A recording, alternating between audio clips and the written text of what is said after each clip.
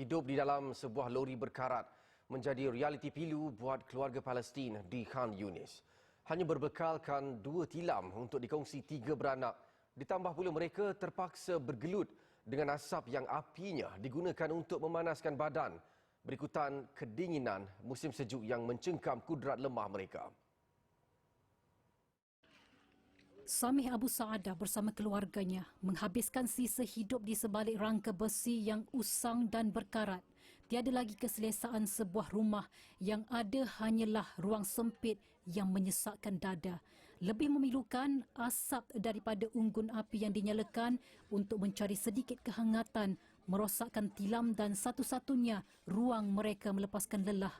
Mana tidaknya, dengan hanya 2 tilam yang ada, satu diperuntukkan buat ibu yang sudah tua dan satu lagi perlu dikongsi bersama anak-anak kecil dalam suasana yang serba daif. بناشد جميع العالم العربي والإسلامي توسيع المناطق الإنسانية وادخال القرفنات إلى قطاع غزة وهان الخيام هذول ما بيقوا من برد الشتاء لحد. احنا اليوم بنعيش في ظروف قصوى صعبة جدا جدا للغاية. Penderitaan hidup turut dirasai Fatimah Abu Saadah yang melihat kemiskinan dan penyakit membelenggu penduduk di kamp pelarian. Tanpa wang untuk membeli ubat, mereka hanya mampu berserah pada takdir dan menahan pedihnya kedinginan yang seolah-olah meragut nyawa. يعني لا يفتى لها.